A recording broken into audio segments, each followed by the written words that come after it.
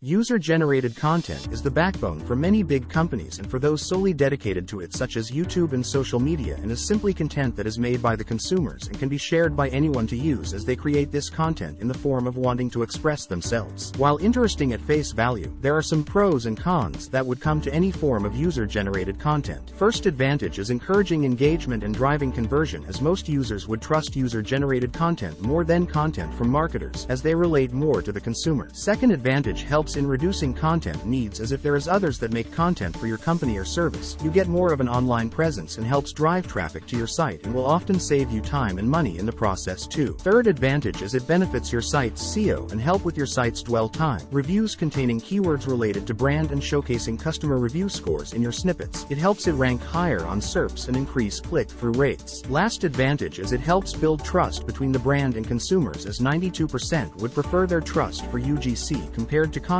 from normal advertisers, so more content from consumers the better the trust. As for disadvantages, the first is that negative content is inevitable, as while it's helpful, it can also provide damaging content that could come from poorly written blog posts, negative or inappropriate comments, or poor product reviews, and depending on how bad they are, can be a damage to your brand. Second disadvantage requires some close supervision, as while negativity will happen, it will need someone to supervise it all, and that can take a lot of time and money to go through everything before publishing. Third disadvantage is use of unknown or unreliable sources, as some would be reluctant to trust a random person with no authoritative background, and because there's so many contributors, it can be easy to abuse the system with fake aliases and accounts. Last disadvantage is the legality of it all, as if you go with this approach, you need to be familiarized with all legal aspects that come with it, such as using other users' photos in promotions by getting their permission. With the pros and cons in mind, UGC can be quite the important and useful tool to help get your name and content out there, and will benefit you greatly in the long run.